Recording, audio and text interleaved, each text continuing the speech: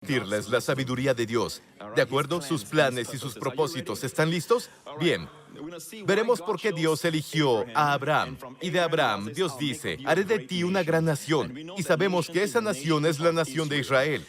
Y sabemos que Jesucristo vino como judío. ¿Cierto? No vino como alguien de otra raza. Vino siendo judío. Ahora, si Dios bendijo a la nación de Israel, los apartó para ser su voz, para ser sus representantes. ¿Dios hizo eso porque eran mejores moralmente? ¿Porque son mejores en su ADN? No.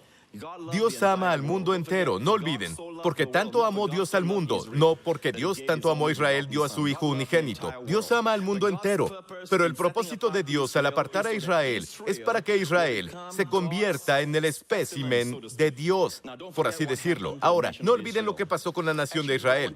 De hecho, Dios quería que estuvieran bajo la gracia, pero se jactaban en su propia justicia, en sus propios esfuerzos.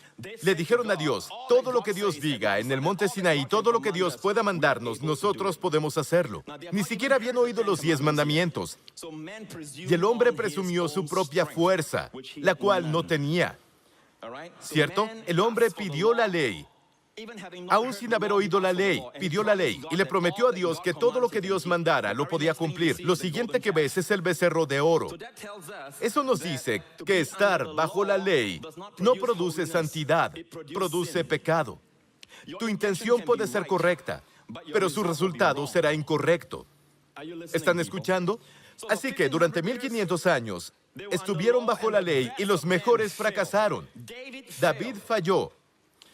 Y la ley condena a los mejores de nosotros. La gracia salva a los peores de nosotros. Aleluya. Y durante 1500 años, Israel estuvo bajo la ley, pero Dios todavía los trataba hasta que cometieron idolatría. En otras palabras, ellos intercambiaron dioses, y Dios permite que entre el dominio de los gentiles, los babilonios, luego los medos persas, y luego los griegos, y luego los romanos. Fue durante el dominio gentil, el dominio romano, que en un pueblito llamado Belén nació Cristo, el Salvador del mundo. Y Él tiene todos los oficios, el oficio triple de profeta, sacerdote y rey. Y en Mateo 12, capítulo 12, estaba predicando a los líderes de Israel, que lo rechazaron. Pero el rechazo máximo fue en Mateo 12. Y eso es porque en Mateo 13 nos dice que Jesús salió de la casa y se fue a la orilla del mar y enseñó por primera vez las parábolas de los 7 reinos. Las parábolas esconden verdades de aquellos que no tienen corazón para ellas, pero revela maravillosas gemas a aquellos que tienen hambre de oírlas. Ese es el propósito de una parábola. Y la parábola del reino fue compartida en Mateo 13 por primera vez. Y el primer verso dice, salió de la casa. Casa siempre representa a Israel. Hay una razón incluso para sus movimientos. En la Biblia, cada detalle está lleno y preñado de significado divino. Dejó la casa, dejó Israel y pasó por la orilla del mar. Mar siempre representa a las naciones del mundo. ¿Están escuchando? Y predica. ¿Qué pasó? ¿Qué hizo que él saliera de la casa y fuera a la orilla del mar? Porque en el capítulo 12, el 12 viene antes del capítulo 13, las parábolas del reino. ¿Cierto? 12 va antes del 13, ¿verdad? 1, 2, 3. Ok, capítulo 12 nos habla sobre el rechazo de los líderes a Jesucristo. Y fue entonces cuando habló acerca del pecado de la blasfemia contra el Espíritu Santo en el capítulo 12 de Mateo. Y luego en Mateo 12 dice, hay uno aquí, refiriéndose a sí mismo, que es mayor que el templo.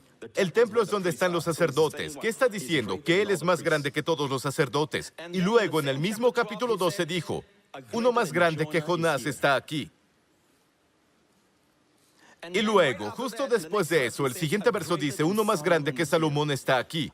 De todos los reyes que hayan vivido, nadie fue más sabio y próspero que Salomón. Y él dice, uno más grande que Salomón está aquí. Entonces Jesucristo, que es profeta, sacerdote y rey, más grande que el mayor de los sacerdotes, más grande que el mayor evangelista, más grande que el mayor profeta o rey, está aquí ante ellos. Y los líderes de Israel lo rechazaron en su triple gloria. La Biblia nos dice, cuando fue crucificado en la cruz, el que no conoció pecado, quien no pecó, en quien no había pecado, pero se convirtió en la ofrenda por el pecado en la cruz, con tus pecados, con mis pecados. Y Dios tomó todos nuestros pecados, basado en su conocimiento, no nuestro limitado y escaso conocimiento, y los puso sobre Jesucristo. Así que cuando Dios castiga nuestros pecados basado en su conocimiento, todos son perdonados. Cuando las nubes oscuras se despejaron, la tempestad amainó. Jesús miró arriba. De nuevo, todo el pecado había sido quitado y clamó, consumado es, todo está terminado. Una vez más se dirigió a Dios como Padre. ¿Notaron eso? En tus manos encomiendo mi espíritu. Y a partir de ahí, nadie podía romper un solo hueso de su cuerpo. Dios lo honró, Dios lo puso en una tumba que nadie había usado. Y al tercer día, para mostrar cómo Dios había aceptado su sacrificio y todos nosotros estábamos perdonados. No somos perdonados porque Dios dijo, ¿sabes qué? Los conozco, sé que siempre pecan. Yo barro sus pecados bajo mi alfombra. No, somos perdonados juiciosamente. Somos perdonados con justicia. Somos perdonados sobre una base que nadie puede discutir. Alguien pagó por nosotros. Maravillosa gracia. Qué dulce es el sonido. No tenía que bajar y morir por nosotros. De todos modos, los líderes lo rechazaron. Dios les dio otra oportunidad en la cruz. ¿Saben lo que clamó Jesús? Padre, perdónalos. No saben lo que hacen. ¿No saben lo que hacen? No saben que le pusieron los clavos en sus manos. No saben que lo están rechazando. Pero encontró algo que ellos no sabían. No sabían. Saben que lo lastimaron físicamente, no saben cómo lo lastimaron internamente. Entonces, él sabía que eran ignorantes. Él sabía que Dios es todo justicia y todo conocimiento. Sabía que Él lo sabe todo. Así que tomó algo que no tenían, lo ignoraban. Y Él dijo, Padre, perdónalos, no saben lo que hacen. Inmediatamente los puso a todos bajo la ofrenda levítica por el pecado. La ofrenda por el pecado o la ofrenda por la culpa dice, si un hombre peca por ignorancia, puede traer un cordero. ¿Están escuchando? Cuando clamó eso, puso a toda la nación bajo ignorancia para aprovechar su sacrificio. ¿No es asombroso? Piensen en el amor de Dios, piensen en este Dios. Dios tomó la peor manifestación de la acción del hombre y Dios hizo de la cruz el medio por el cual este hombre pecador puede ser salvo, porque ahora su Hijo está en la cruz. Dios derramó el juicio sobre su Hijo para que el juicio no caiga sobre ellos. Así que, en la cruz, Él murió, Dios lo resucitó al tercer día de los muertos, y el Rey ha resucitado. Dios le dio a Israel otra oportunidad. Dios envió a Pedro a predicarles, y adivinen, 3,000 personas fueron salvadas el día de Pentecostés. Pocos capítulos después de eso, 5,000 se salvaron. Hasta ahora todo bien. La nación está respondiendo a la predicación del Evangelio. Luego vino Esteban. Esta era la última oportunidad. Dios les dio oportunidad tras oportunidad tras oportunidad. La predicación de Pedro y finalmente Esteban, que era un diácono lleno del Espíritu Santo, lleno de gracia. Dice la Biblia que hizo grandes señales y prodigios entre el pueblo. Él ahora estaba predicando a los líderes de la nación una oportunidad más. Y fue asombroso. De vez en cuando deberías leer Hechos 7, cómo Esteban comenzó a predicarles. El Dios de gloria se apareció a Abraham. Me encanta. No es Dios se apareció a Abraham, el Dios de gloria se apareció a Abraham y narra toda la historia de Israel, mejor que yo ahora, hasta llegar finalmente a los líderes. Por cierto, cuando comenzó a predicar, miraron el rostro de Esteban. Los líderes de la nación de Israel miraron su rostro y su rostro brillaba como un ángel. Fue el fin de la dispensación de la ley. El comienzo de la dispensación de la ley vino a través de un hombre de rostro resplandeciente, Moisés. Ahora el final de la dispensación de la ley terminó con un hombre de rostro resplandeciente. Esteban dijo justo hacia el final, ¿a qué profeta no mataron? Les dijo a los líderes de la nación. Y él dijo esto, tú te jactas como ellos se jactan de la ley. Cierto, son defensores de la ley. Y Esteban les dijo, la gota que colmó el vaso, y ninguno de ustedes la cumple. Estaban tan enojados, dice la Biblia. Lo miraron como si estuvieran a punto de matarlo, asesinarlo, y todos se levantaron. Y luego Esteban miró hacia arriba, y la Biblia dice que Esteban dijo: veo los cielos abrirse, y él vio la gloria de Dios, y a Jesús de pie a la diestra del Padre. No solo vio a Jesús, vio la gloria de Dios. Oigan, iglesia, el año de mayor gloria, vio la gloria de Dios y a Jesús de pie a la diestra. Pero creí que Jesús estaba sentado, ¿verdad? La Biblia dice que después de que Jesús resucitó de los muertos, volvió al Padre y luego se sentó. Pero ¿por qué Esteban lo vio de pie? Porque la razón por la que estaba de pie, no lo olviden, la oferta del reino todavía se ofrecía, todavía estaba extendida a Israel. Israel estaba tan cerca de experimentar el regreso de Jesús, el Rey. Y si Jesús regresa, será una utopía en la tierra. Será el cielo en la tierra, no solo para Israel, para todas las naciones del mundo. No habrá más hospitales. No habrá más tribunales penales. No habrá más hijos muriendo. De hecho, no habrá más muerte, porque el Rey ahora está reinando en su reino, y el reino de Dios impregnará toda la tierra. Por eso estaba de pie para regresar. Si el líder dice, Baruch haba Beshem Adonai, Jesús dice, el día que diga esas palabras, bendito el que viene en el nombre del Señor, Él regresará. Por eso estaba de pie. Vaya, estuvo así de cerca. En lugar de eso, la Biblia dice que se taparon los oídos como niños, se negaron a escuchar. Puedes leer sobre esto, se negaron a escuchar. Y luego arrastraron a Esteban y lo arrojaron al suelo. Le quitaron la ropa, tenían enfrente un negocio realmente pesado. Muy bien, y pusieron sus ropas a los pies de un joven llamado Saulo, que era un fariseo de fariseos. Y la Biblia dice que estaba consintiendo la muerte de Esteban. Dios miró a ese joven, Saulo, y Dios dijo, voy a convertirlo al mayor legalista.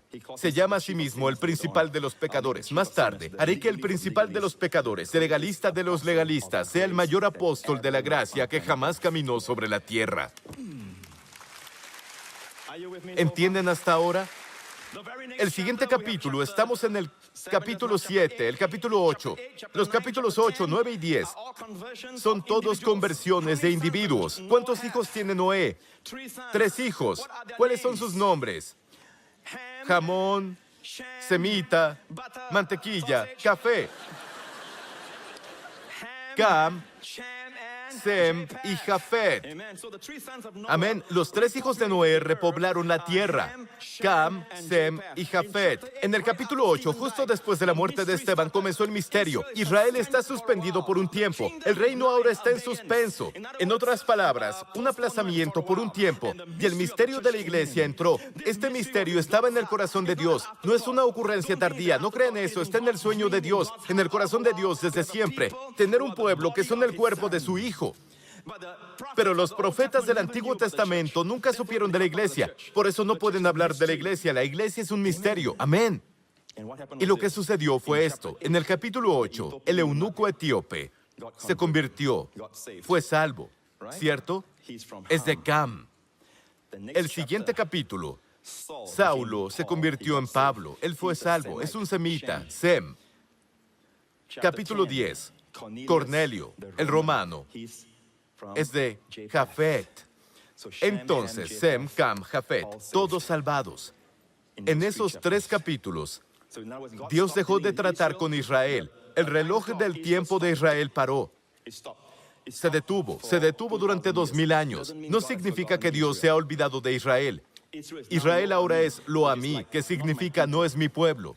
En suspensión. El reino está retenido. No puedes tener un reino sin el rey.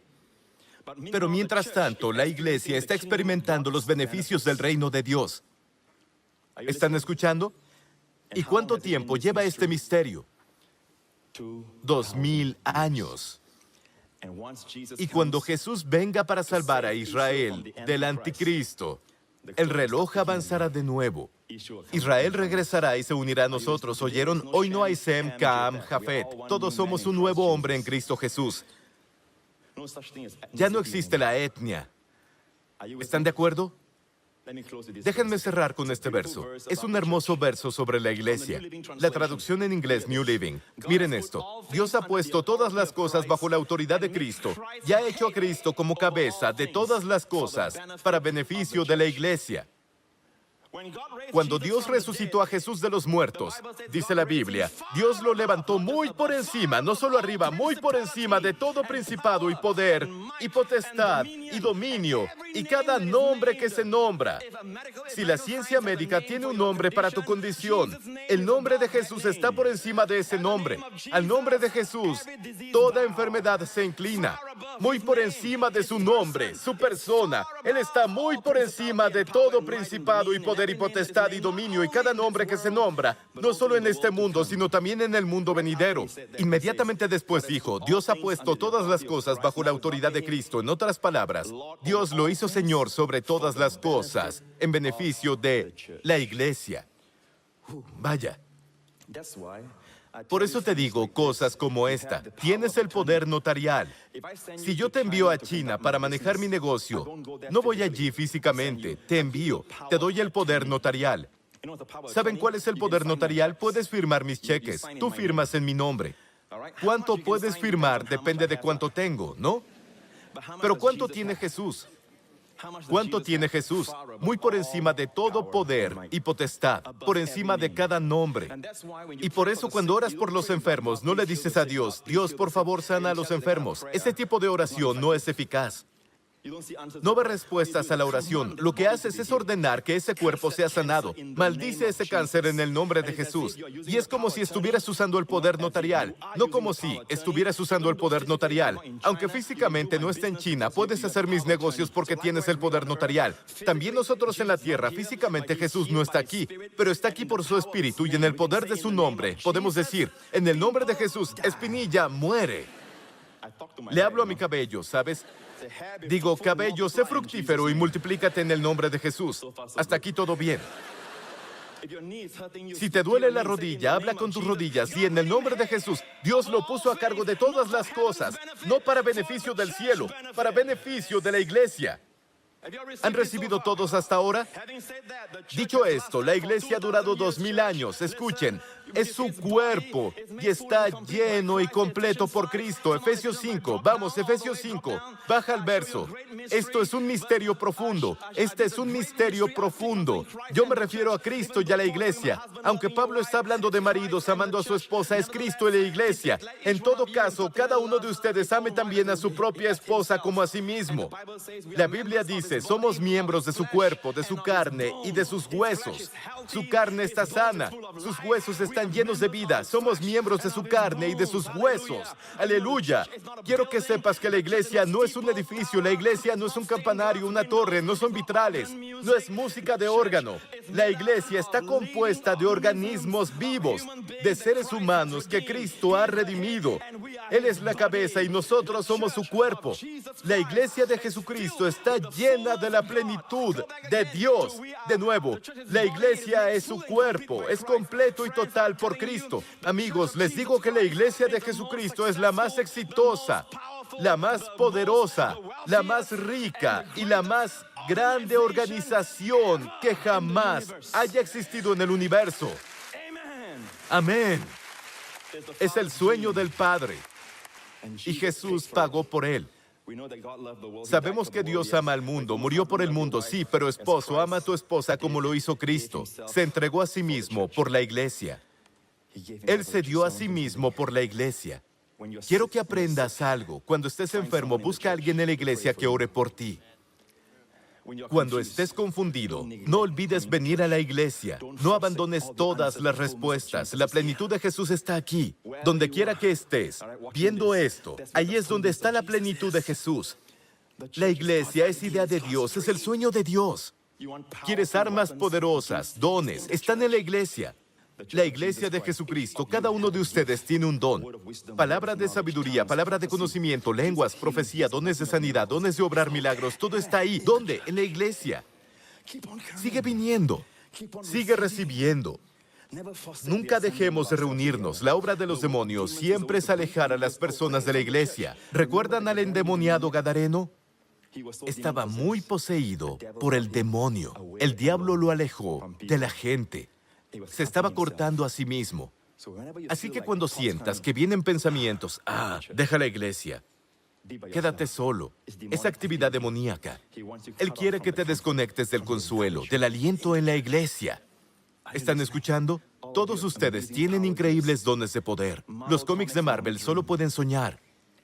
El tuyo es real. Algunos parecemos Superman, algunos se ven como el increíble Hulk, que da buenas nuevas.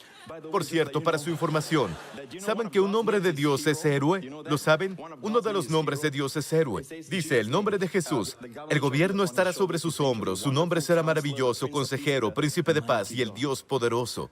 Dios poderoso, ahí es el Gibor. Él es el poder, Gibor es héroe. Por eso el nombre Gabriel es Gibor El, al revés. Amén. Gibor es campeón, héroe. Jesús es el Gibor.